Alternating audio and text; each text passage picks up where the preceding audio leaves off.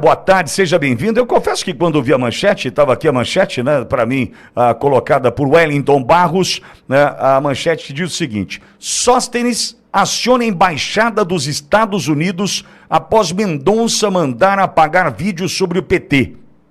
Aí eu confesso que eu preciso me dar um intervalo ali na hora do almoço, né? E essa passou, eu não vi. Sabe, essa aí passou, essa aí passou, essa aí passou, eu não vi. Aí, lembra, né, Max? Pois é. Aí, a hora que eu vi a manchete, falei assim, aciona, após Mendonça mandar apagar um vídeo sobre o PT, eu fiquei meio confuso, sabe? Eu fiquei meio perdido. Aí Débora propôs tratar do tema aqui, já para abrir o nosso primeira página, eu falei, pronto, agora eu vou ficar bem informado com Débora Sena. Seja bem-vinda, Dé.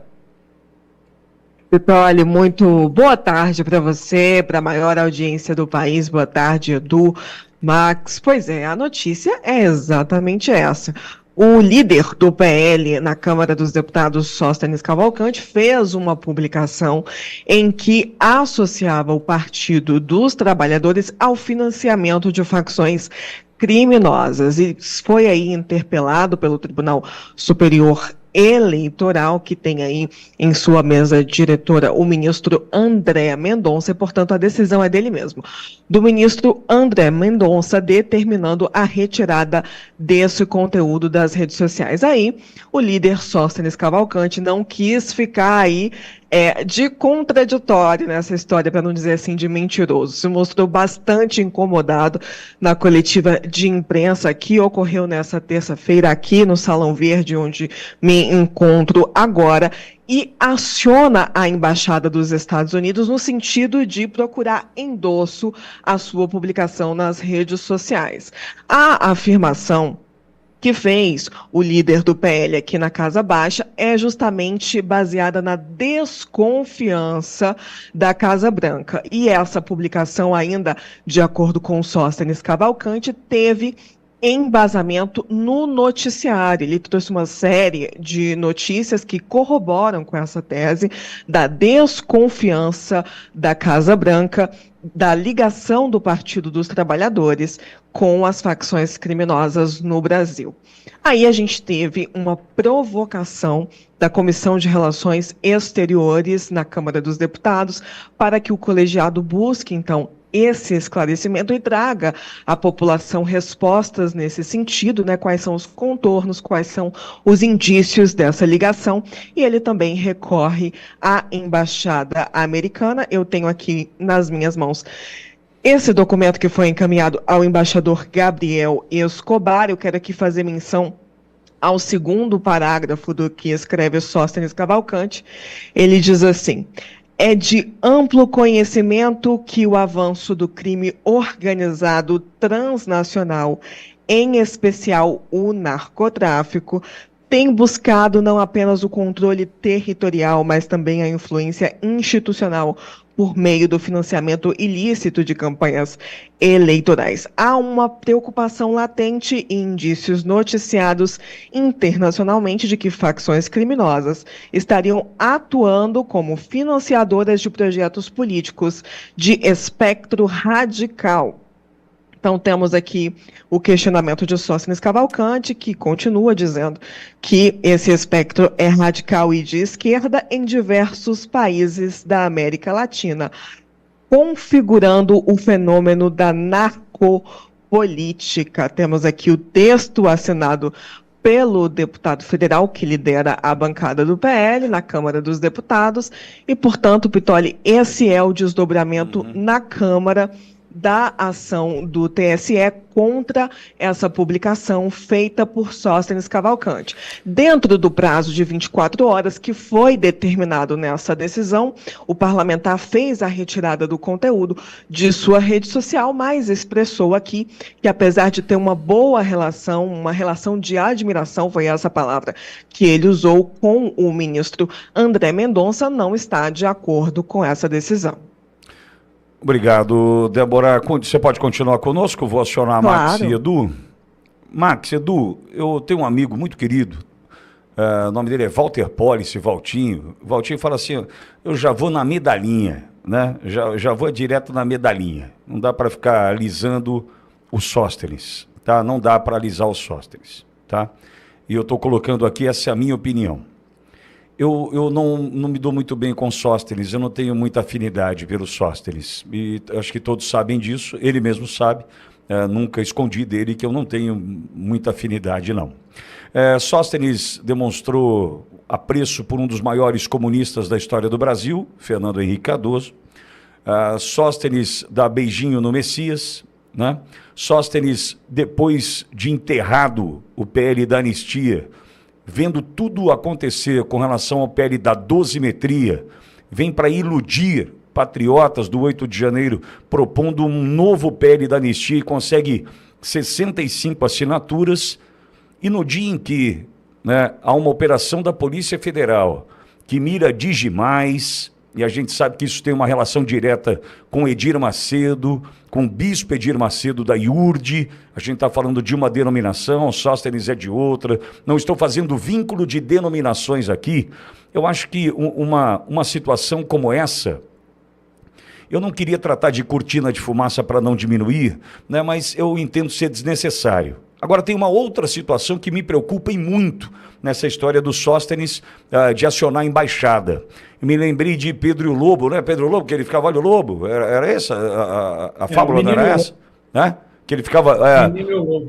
olha o Lobo, não era o Lobo. Olha o Lobo, não tinha o Lobo. A hora que tinha o Lobo, ninguém foi salvar o garoto, ele foi engolido pelo Lobo, né? O que eu estou querendo dizer é o seguinte... Isso não é motivo para acionar a embaixada dos Estados Unidos. Isso não é motivo para provocar a embaixada norte-americana. Eu não consigo enxergar motivos para isso. Entendo que é um dia com notícias relacionadas à Operação Miragem da Polícia Federal. Se a medida tomada por André Mendonça é desproporcional, acima pesou a caneta do André Mendonça na decisão, né? Eu entendo que são questões que devem ser resolvidas aqui. Levar para a embaixada americana coisas que nós sabemos, mas nada palpável, nada comprovado ainda, a não ser que a embaixada americana venha. É verdade, na delação do Cavajal, ele já falou sobre... Não vai ter isso. Então, me perdoe, eu estou aqui num papel que eu não sei se é o melhor, mas eu preciso ser sempre honesto com a minha audiência. Eu estou desqualificando a atitude do Sóstenes. Estou desqualificando. Assim, ficou espantado porque mandou retirar o vídeo. Tá, tem prova? Não tem prova. Tá, André Mendonça exagerou? O PT poderia processar? Esse rito, esse processo legal, é uma outra discussão. Tá? Vamos discutir de outro jeito. Quem é que não gostou do vídeo? Quem não gostou foi o PT. Quem é o presidente? Edinho Silva. Edinho, processa o Sóstenes. Acabou a história. Agora, não, precisamos agora, porque a embaixada americana tem nada de novo no fronte, nada de novo. Tudo que a gente sabe sobre a relação, né, do PT, né, da facilitação da vida do crime organizado, é tudo que a gente tem. Não tem nada. A gente sabe assim, Bahia, estado da Bahia. Na Bahia, com 20 anos de administração do PT, o Estado definhou. O Estado hoje está nas mãos do crime, não é só a capital Salvador, tem um sem número de cidades no estado da Bahia que sofrem com crime organizado. Tá bom, prova que tem relação. Não, hoje, diretamente, a gente sabe que tem facilitação, a vida do crime prosperou por onde o PT andou, e só.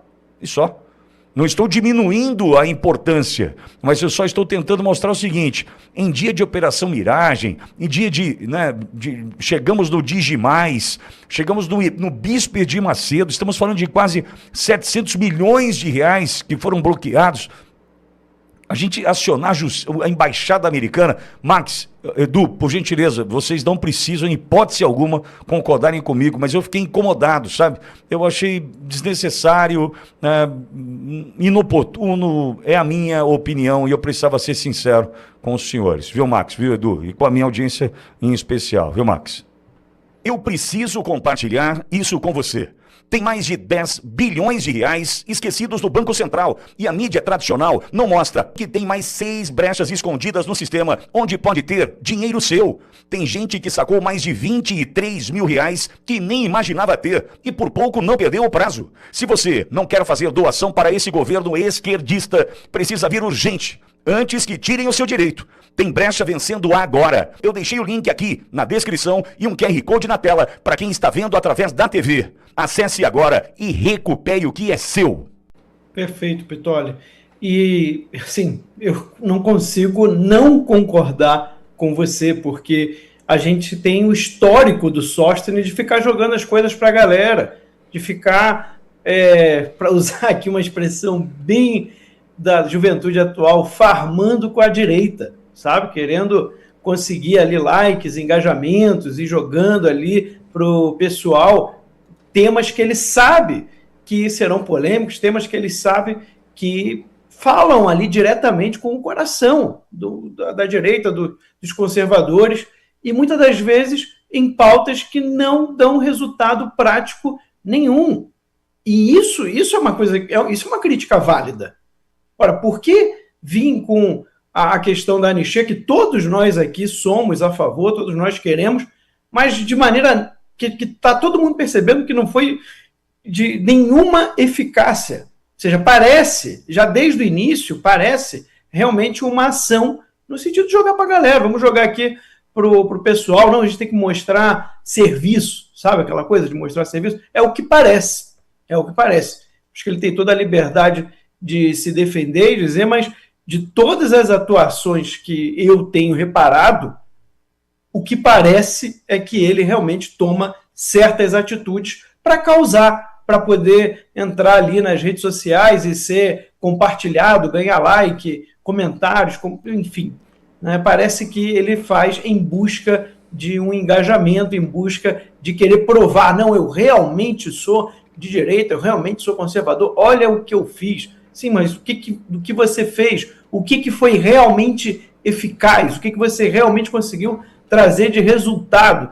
Essa é a grande pergunta que todo brasileiro de bem sempre deve fazer a qualquer político, tá? A qualquer político. Não se trata de um ou de outro, mas é que no caso do Sóstenes eu tenho reparado com recorrência esse tipo de atitude que nunca dá em nada, né? São atitudes que parecem muito boas, excelentes, assim você, poxa, eu concordo, mas quando você vê a maneira da atuação, você acha meio esquisito. Nesse caso em específico, Pitoli, o André Mendonça, eu comentei isso daqui ontem, foi uma notícia de última hora, a gente foi entendendo a notícia, pelo menos eu fui entendendo ali a situação conforme o programa Primeira Página foi passando ontem. Para mim está muito claro que há sim uma tentativa de encurralar André Mendonça, há uma tentativa de dizer que André Mendonça estaria sendo parcial, que ele de alguma forma protegeria Bolsonaro, né, Flávio Bolsonaro. Então, quando o Mendonça ele age dessa forma, ele já se retira desse rótulo, né? Em inglês a gente diz o framing, que é uma estratégia comunista, uma estratégia de esquerda contra os inimigos, em que você enquadra a pessoa, né, numa definição. Então, eu estou dizendo que o Mendonça é parcial. Aí eu entro com esse pedido, né, e eu espero que ele negue, para eu poder confirmar que é parcial. Então, pode ser que o Mendonça viu aí um risco, né, algo que poderia realmente ensejar ali em relação à lei que hoje é vigente no Brasil e atuou, né? Bem, se o Mendonça continuar fazendo o que ele está fazendo no caso Master, eu não reclamo de perder aquele vídeo não, viu? Acho que tem muito mais coisa ainda para vir da campanha do Flávio Bolsonaro, e se o Flávio continuar nessa pegada que ele está, de combate ao narcoterrorismo, né, da segurança pública e da recuperação econômica, que é urgente, eu já queria que o Flávio assumisse a presidência amanhã ou hoje, se fosse possível, porque o Brasil precisa urgentemente se recuperar dessa crise econômica que a gente está entrando por causa desses 3 anos e meio até agora de PT. Pitoli. Edu, Max, e outra coisa, já para devolver para a Débora da sequência, mas preciso ouvir Edu. Ô Sóstenes, você acha mesmo que o André Mendonça precisa agora? Você acha o André Mendonça, ministro do Supremo Tribunal Federal, tá com um pipinaço na mão, abacaxi do tamanho do planeta com o caso Master. Tem o Gilmar Mendes no pescoço dele, estava lá o Gilmar ontem no Roda Viva lá, falando besteira como sempre, tentando buscar um caminho para anular tudo que a gente está vendo de Banco Master. Tem INSS, tem Lulinha como alvo. Desculpa o líder do PL, mas é de uma incoerência, cara, que me ataca, é um ataque. Porque a gente está aqui de olho no André Mendonça, orando pelo André Mendonça, pedindo pelo André Mendonça, discernimento para o André Mendonça, né, sabedoria, que ele possa agir da melhor forma possível. Você não anula tudo, que é tudo que os caras querem. O Gilmar Mendes, o decano, o dono do negócio, o dono da porcada, já deu a letra ontem no Roda Viva. O que ele quer? Nulidade.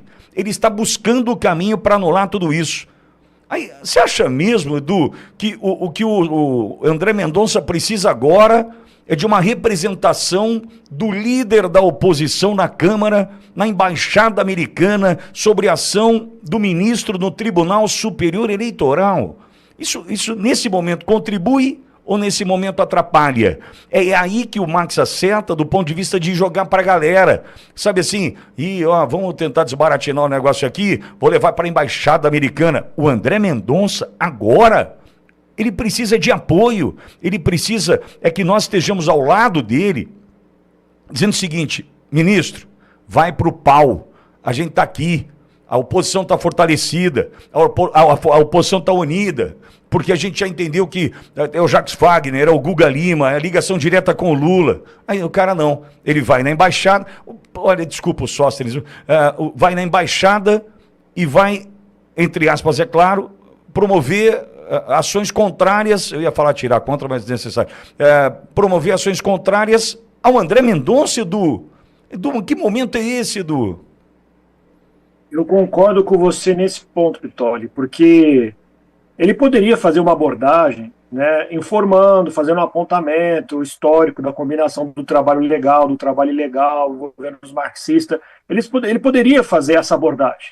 Ele poderia fazer essa convergência que deixaria a conclusão para aquele que está assistindo. Tem formas de você fazer uma abordagem sobre um tema sabendo da situação que está o regime, né, e sabendo também da situação delicada que está o ministro André Mendonça. De todas essas frentes, nós comentamos ontem aqui, dessas frentes tentando, né, minar a condução do inquérito do Banco Master. E, no caso, né, como relator, o ministro André Mendonça. Então a gente sabe disso, está todo mundo ciente disso, ainda mais ele sendo líder da oposição. Agora, eu também compreendo a ação dele, mesmo achando que, de certa forma, é natimorta. Né, eu vou fazer um requerimento desse para a Embaixada dos Estados Unidos. O que eles vão poder me fornecer de informação? Né, o Departamento de Estado, Marco Rubio, ele não fornece esse tipo de informação. Então, o que a Embaixada teria o poder de me fornecer? Eu entendi a estrutura de ação dele, né, no sentido de vou mostrar documentalmente, formalmente, que o que eu apontei nas minhas redes é verdadeiro. Porém, ele não vai estar municiado desse documento. Então é um requerimento para a Embaixada dos Estados Unidos, que ele é natimorto por causa disso que eu acabei de expor. Se nenhum Departamento de Estado expôs para o mundo, a Embaixada dos Estados Unidos, obviamente que é um representante do Estado americano, iria atender este requerimento ao parlamentar brasileiro, chefe de oposição? É óbvio que não. E aí falta isso, sensibilidade e tato com a situação, conforme nós comentamos aqui, pela a situação delicada que está vivenciando o ministro André Mendonça por tudo que envolve o Banco Master, né? Seja na atuação que nós vimos na semana passada lá na audiência presidenciada pelo ministro Gilmar Mendes, que ele teve que se impor corretamente, aquele ofício do Ministério da Justiça para retornar aos seus postos aqueles policiais federais. E aí tinha expressamente um que era assessor do ministro André Mendonça, todo o risco apresentado pelo ministro André Mendonça, fazendo segredo, inclusive dentro da própria Polícia Federal, sabendo que tinha agentes que poderiam colaborar com a parte investigada, aí no caso o Henrique Vocário, né, e o Felipe Vocário, que foram presos. Foi encontrado todo aquele documento da Sinapse, né, o sistema interno da Polícia Federal. Então a gente sabe que tem várias frentes para minar a condução do ministro André Mendonça. Faltou tato com a situação por parte do Sóstenes nessa circunstância, Pitoli. Pois é o que eu penso. Acho que desnecessário. Puta, cortininha. Débora, mais alguma informação de Brasília? Como é que está o parlamento em tempos de Infoleg? Vota remotamente, em tempos de festa junina. Amanhã tem Brasil na Copa do Mundo, Brasil, Zil, e o Brasil, Zil de outubro, né, esperando uma vitória, né? E a gente já sabe que é do Flávio, se Deus quiser. Mas até lá, o que você tem para contar para a gente dessa Brasília monótona? Olha, no dia de hoje, essa movimentação do líder Sóstenes Cavalcante foi a única registrada aqui no Salão Verde. Eu, particularmente, não encontrei outro parlamentar, que não o próprio Sóstenes, que fez aqui a convocação dessa coletiva de imprensa. Então, desde o início desse ano, na minha avaliação, essa semana, que é uma semana de festejos juninos, é a mais parada na Câmara e no Senado. Bom, ocorreu hoje uma cena não muito diferente daquelas que a gente já está acostumado, que o único senador que eu registrei no Senado, senador no Senado, né, senador Eduardo Girão. Isso já vem ocorrendo aí nas últimas semanas também. A gente sabe que nos dias que o Congresso dá aquela paralisada nas atividades ou que os parlamentares são aí liberados para votar de suas bases, Girão e Damares têm sido presença constante aqui, mesmo com esse cenário de paralisação aqui no Congresso. Eu confesso que eu vim com uma expectativa, já que o noticiário vem dando conta de que Jacques Wagner já teria sido convencido a renunciar o posto de líder da oposição no Senado. Mas isso não se concretizou até o presente momento. Não houve nenhuma convocação da imprensa no Congresso para aquela coletiva que nós tanto aguardamos, fora de um ambiente controlado. E ontem, apesar dessa expectativa da imprensa, que vem sendo abastecida por aliados do Planalto que querem descolar a imagem de Jacques Wagner, da imagem limpinha, entre muitas aspas, do presidente da República, nós tivemos aí uma sinalização oposta, apesar desse desejo aí manifestado por alguns aliados, porque ontem Jacques Wagner pediu ao Supremo Tribunal Federal a anulação dos últimos atos da Polícia Federal, que realizou aí uma busca e apreensão na sua residência. Então, ele deu uma declaração falando da amizade tradicional com o presidente da República, da confiança, relação de confiança entre eles, e a mais sintomática das falas de Jacques Wagner, para mim, é aquela em que ele disse que já passou por coisa muito pior ao lado de Lula, ou seja, aquela